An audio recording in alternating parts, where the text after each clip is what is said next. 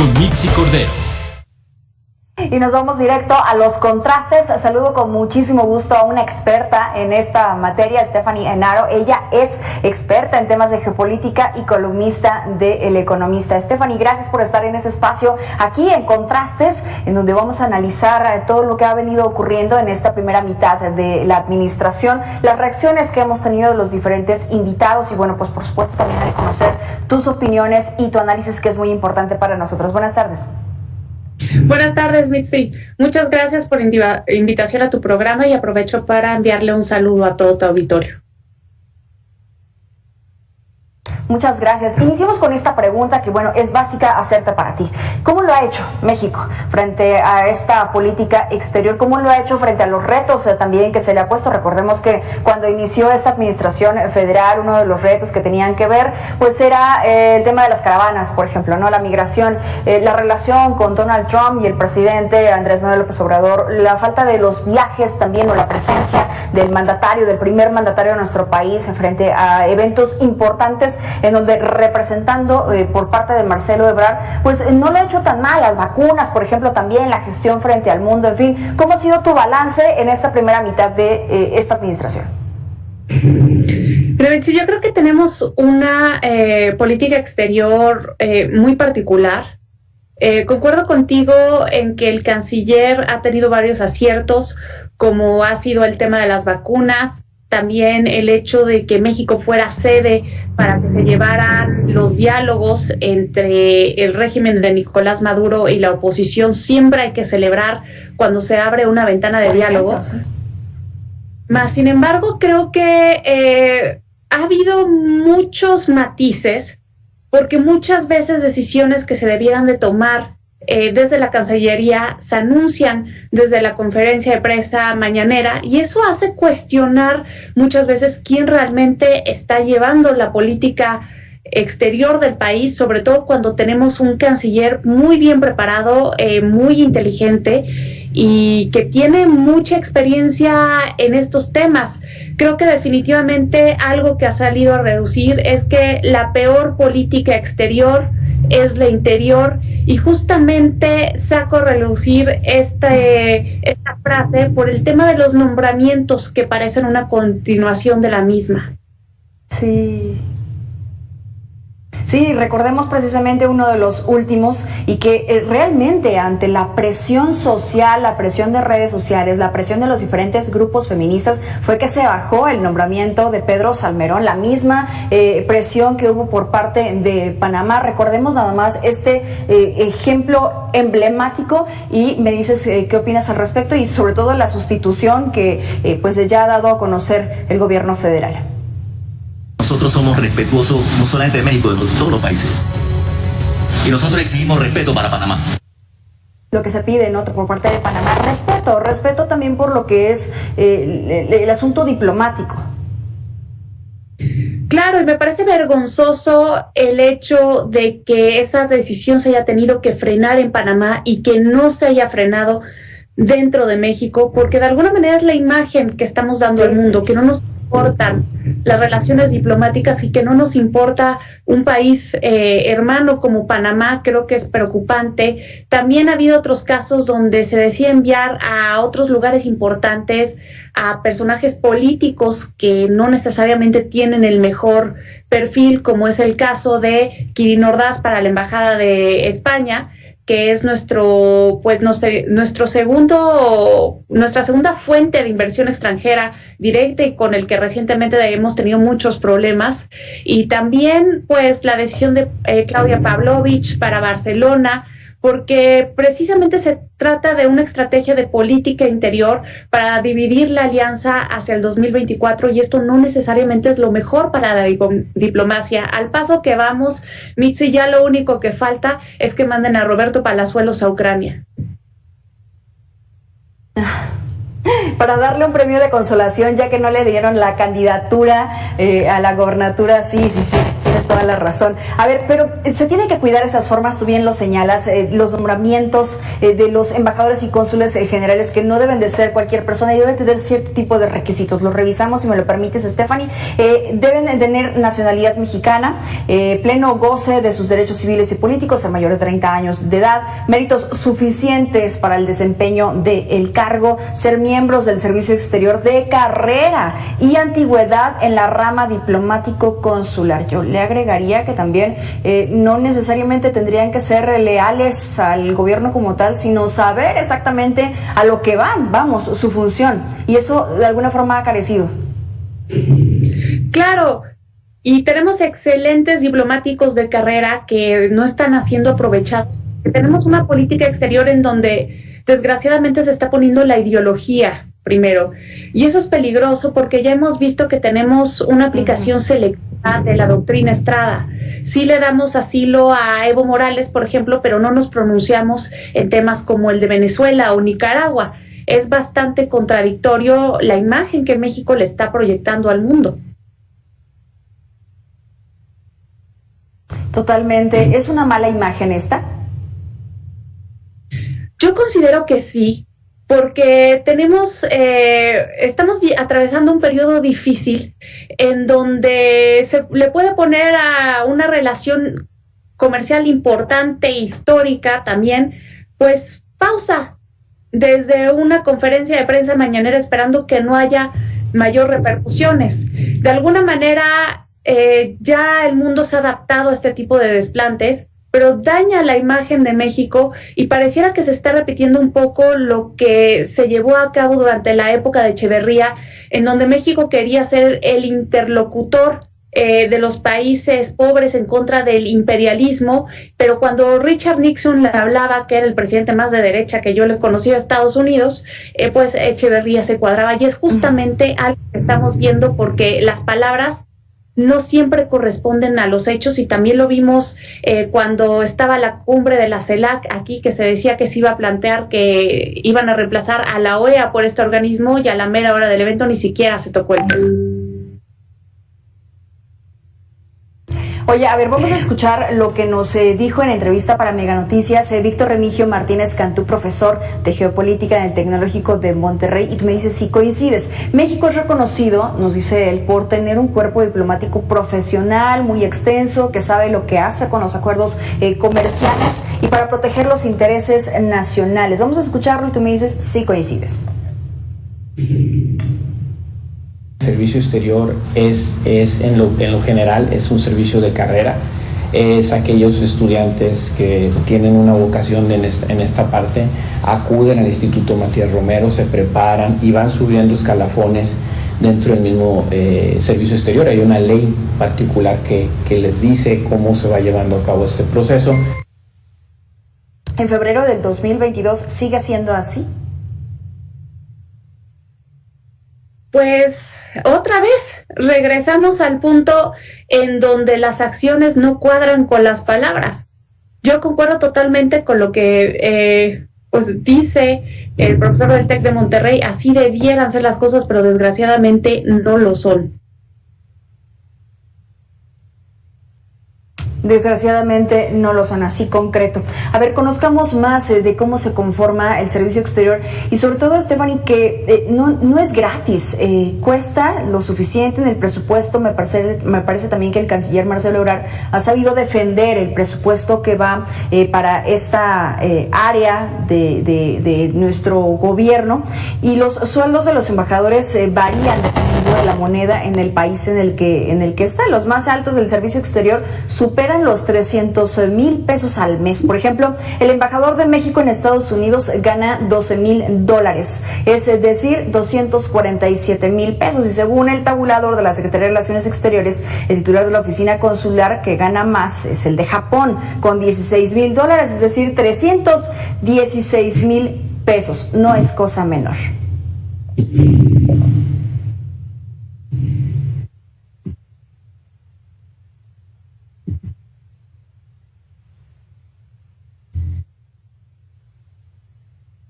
Sí, Stephanie, no sé si me escuchas.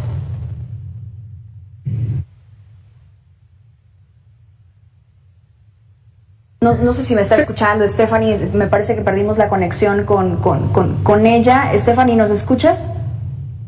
Ya regresó la conexión, tuve un poco de problemas con internet, una disculpa. Sí, efectivamente, como lo estabas comentando, pues no es un costo menor, pero creo que vale la pena cuando es el perfil indicado. Cuando las personas están preparadas, vale toda la pena. A la larga, la historia nos ha demostrado que lo barato a veces sale caro. Y creo que tenemos que tener a las mejores personas, porque un caso que acabamos de tener de esta mexicana de Paola en Qatar, que fue condenada a 100 latigazos, pues ahí nos dimos cuenta que hay que tener a las mejores personas preparadas para actuar en el momento, porque tenemos un gran área de oportunidad en cuestión de los protocolos de protección de violencia de género. Entonces, claro que tenemos que tener a las mejores personas y no hay que escatimar en costos.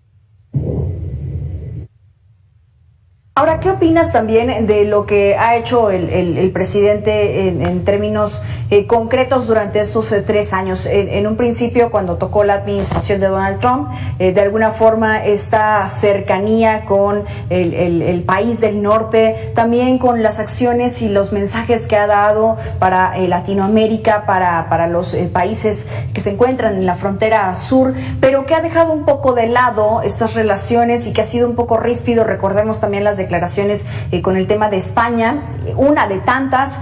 Ha dejado un poco de lado las relaciones con Asia también. ¿Cómo ves esto desde el presidente? Porque también en el caso del canciller Marcelo Ebrard ha sido como tratar de apagar estos pequeños fuegos que ha estado generando el propio presidente. Así es, Mitzi. Yo creo que tenemos un excelente canciller que si lo explicáramos como si fuera un equipo de fútbol, yo creo que nuestro canciller debería ser delantero y está de portero parando los autogoles que el mismo presidente le mete a la selección. Entonces, creo que tenemos que tener presente que el presidente ha agarrado la arena internacional para sumar más capital político. No es casualidad que ataque tanto España, porque después de Estados Unidos, España es el siguiente país que más enciende este nacionalismo mexicano que tenemos en esta relación bipolar que tenemos con la madre patria. Ahora, también hay que tomar en cuenta que se ha acercado más a los países latinoamericanos, queriendo ser el hermano mayor de América Latina. La alineación de un nuevo eje que se ve, por ejemplo, cuando el presidente Alberto Fernández de Argentina fue electo, el primer viaje que realiza fue a México. Díaz-Canel de Cuba fue invitado el día de nuestra independencia, un día que debía ser de todos los mexicanos. El presidente puso sus intereses personales primero y terminó siendo un día en donde todos acabamos divididos. Entonces vemos poco a poco cómo esta política internacional se ha vuelto una continuación de la política nacional y ha sido la peor política exterior porque es una continuación de la interior. Oye, el catedrático de la Universidad Autónoma de Sinaloa dice algo más o menos como lo que tú señalas, que seguramente vas a coincidir con él. Blas Valenzuela dice que durante la presente administración en política exterior, por lo menos solo refiriéndose a esto, ha sido de ocurrencias y tropiezos, específicamente con los nombramientos. Lo escuchamos y tú me dices qué opinas. El presidente está en la idea de que la política exterior o la diplomacia no afecta sus proyectos de gobierno, ¿sí? Y que puede dejarla de lado como una tarea que no le apetece, no le agrada, no le gusta, no le atrae. ¿Qué opinas? Concuerdo rotundamente con él. Creo que efectivamente le está tomando como una tarea que puede dejar de lado, pero creo que en un mundo globalizado que nos ha demostrado que lo que pasa en un lugar termina afectando a otro por más lejos que esté, esta no es una tarea que se debe dejar de lado. Esta es una tarea que se tiene que volver fundamental para que México pueda formar parte de una manera adecuada del mundo del que formamos parte. No somos un país aislado, formamos parte de una comunidad internacional a la que tenemos que integrarnos, estar pendiente de los últimos acontecimientos y también proponer nuevas ideas. Y con esto me refiero a que se debe de tomar el ámbito internacional separado de lo nacional, porque luego el discurso nacional es llevado a la Asamblea Nacional de la ONU y el impacto que México podía haber tenido se desaprovecha. Así es. Hay algunos mensajes que sí ha emitido, y regresamos otra vez al canciller Marcelo Ebrard, que sí ha tenido, por ejemplo, la postura con el tema de armas con Estados Unidos ha sido bien visto por otros países, en fin, ciertas decisiones que ha tomado él mismo, o, bueno, no sabemos si es así o solicita permiso al presidente, que pues en teoría así es, pero ha tenido buenas decisiones y eso de alguna forma pues no ha dejado que México se quede en ese estancamiento. Sin embargo, ¿qué podría pasar en los siguientes 3 años? Ya hablamos de los 3 años que ya pasaron, ya se hizo, ya ni modo, pero podría traer consecuencias para los otros 3 años o para la llegada de una nueva administración en 2024. Yo creo que, como bien lo dices, Mitzi, tenemos un excelente portero. Nos ha salvado de muchas y para los próximos 3 años hay que ver cómo se desenvuelve el contexto internacional. Tenemos que el mundo está dividido, pareciera que estamos en medio de una mañanera global, con el conflicto de Ucrania, Putin de un lado, Biden del otro, el mundo se está dividiendo cada vez más entre democracias y autocracias, y lo que pueda hacer México va a depender mucho de cómo se desarrolle este contexto, que por cierto el día de hoy se agudizó aún más con el reconocimiento por parte de Vladimir Putin de las repúblicas populares de Donetsk y Luhansk. Sí, así es. Está complicado lo que se está viviendo en otras partes del mundo. Hace rato lo escuchábamos ya en los diferentes espacios de Mega Noticias. Seguramente tú también coincides, Stephanie. Quien piense que lo que está ocurriendo en Ucrania o que está ocurriendo en Rusia no nos afecta a nosotros como país, está en un completo error. ¿Tú qué prevés que ocurra durante esta semana? Mira, simplemente cuando ha comenzado a aumentar la tensión, Mitzi, el peso mexicano se devalúa. Y si esta guerra llega a estallar, absolutamente todos lo vamos a sentir en el recibo de la luz, porque va a subir los precios de los energéticos, la inflación también va a subir. Entonces, obviamente, no nos conviene a nadie que esta guerra estalle, porque una vez más nos recuerda lo interconectados que estamos en el mundo y que formamos parte de esta comunidad internacional. Totalmente, así es. Bueno, vamos a hacer una pausa. Stephanie, te pido que no te vayas, que sigas con nosotros aquí en Mega Noticias. Marcamos una pausa, pero regresamos con más de este análisis. Seguir con nosotros, gracias a Stephanie Enaro, que está con nosotros y que pues estamos platicando de la política exterior, las decisiones que ha tomado nuestro país frente al mundo, si han sido las adecuadas, y que pues señalaba Stephanie hace unos momentos, la decisión por parte del canciller, las acciones que ha tomado el canciller, es un excelente portero, pero o podríamos también hacer esta analogía, Stephanie, que es un excelente bombero porque ha estado apagando esos pequeños fuegos que se ha generado desde la presidencia de la República, que ha sido también un tema complejo. Pero también hacía referencia al tema de Paola, y si el público de Mega Noticias que nos está viendo en estos momentos no sabe a qué nos referimos con quién es Paola, pues vamos a darles un contexto. El infierno que en realidad ha vivido esta chica, Paola Shetekat, quien se encontraba en Qatar el año pasado, cuando fue víctima de abuso sexual por parte de un sujeto, quien creyó, bueno, pues que era su amigo. Esta mexicana, quien trabajaba en el comité organizador de la Copa Mundial de Fútbol, fue a denunciar el hecho, llevó un certificado médico, fotografías de las lesiones que le produjo este hombre, este agresor, pero el sujeto declaró que era pareja.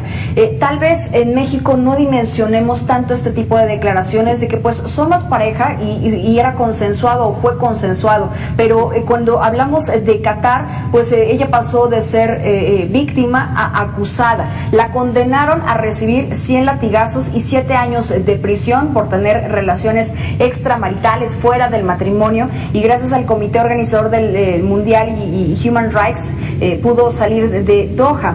Ha pasado ya 8 meses desde esta agresión y Paola Shetekat no puede creer todavía lo que vivió. Ya hubo una reacción por parte del canciller Marcelo Ebrard, será el consultor jurídico de la Cancillería quien se encargue de defenderla, pero no fue hasta que este caso se volvió mediático, hasta que se pidió desde el extranjero pues la intervención por parte de México, que pues la situación se ha tornado así. El canciller lo escribió a través de redes sociales y se está dando seguimiento puntual, por lo menos eso es lo que se ha dado a conocer de manera pública. Y aquí en Mega Noticias tuvimos la oportunidad de entrevistarla la semana pasada a Paola y bueno, pues ella lamentó pues el retraso que hubo por parte de la atención, una atención que ya había sido solicitada con anterioridad, pero retomo, hasta que no se hizo público mediático, como muchos otros temas, no se prestó la atención adecuada. En unos momentos me dices, ¿qué opinas de esto, Stephanie? Vamos a escuchar a Paola.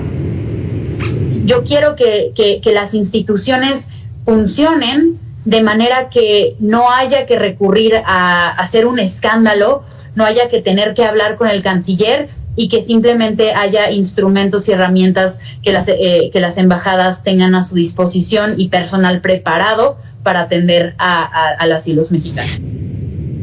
Aunque parece que se tiene que volver un escándalo, algo para que las autoridades reaccionen. Pasó con lo del aguacate. Se hizo un escándalo también la amenaza que recibió uno de los inspectores de Estados Unidos, y entonces las autoridades dijeron va a haber seguridad para todos los inspectores, para todo el tema del aguacate y que siga la exportación.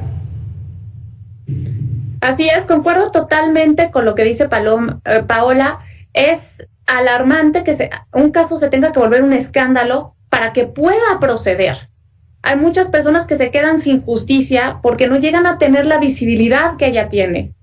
Y esto nos recuerda que si no hay igualdad, no hay justicia, y si no hay justicia, no hay libertad.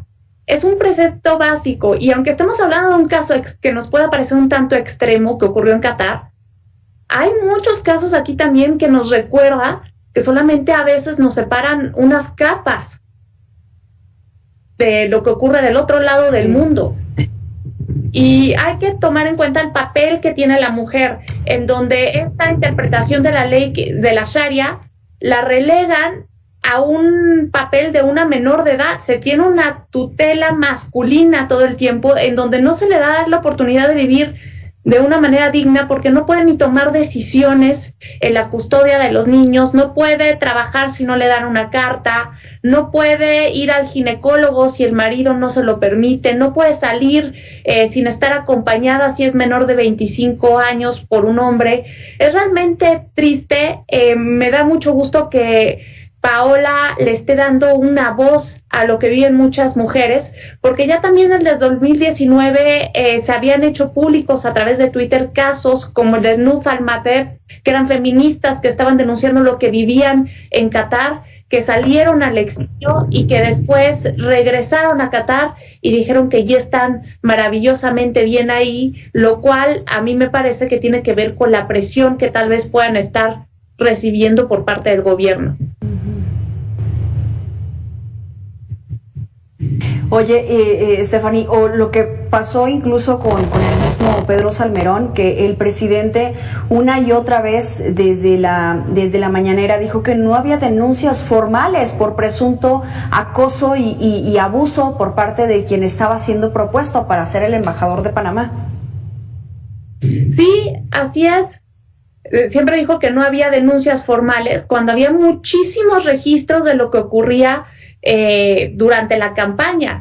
Entonces creo que es importante notar que no tenemos una política exterior feminista como se prometió al principio, y que muchas veces el avance o la transformación que se llega a tener no siempre quiere decir un avance de mentalidad. Lo estamos viendo en ambos casos, en el de México y en el de Qatar. De nada le sirve a Qatar decir que ha crecido tanto económicamente y que es la economía número 57 en el mundo y que va a ser sede del fútbol a finales de este año si no ha avanzado en su mentalidad, y nada sirve decir que estamos en una cuarta transformación cuando no se ha cambiado la mentalidad. Aparentemente son países muy diferentes, pero sí hay una realidad paralela que no hay que dejar pasar. Totalmente, y en pleno 2022. Stephanie Enaro, muchas gracias por haber estado con nosotros. Siempre es un gusto poder platicar contigo y que hayas estado en este espacio de Contrastes. A ti, Mitzi, que tengan una excelente tarde. Muchas gracias.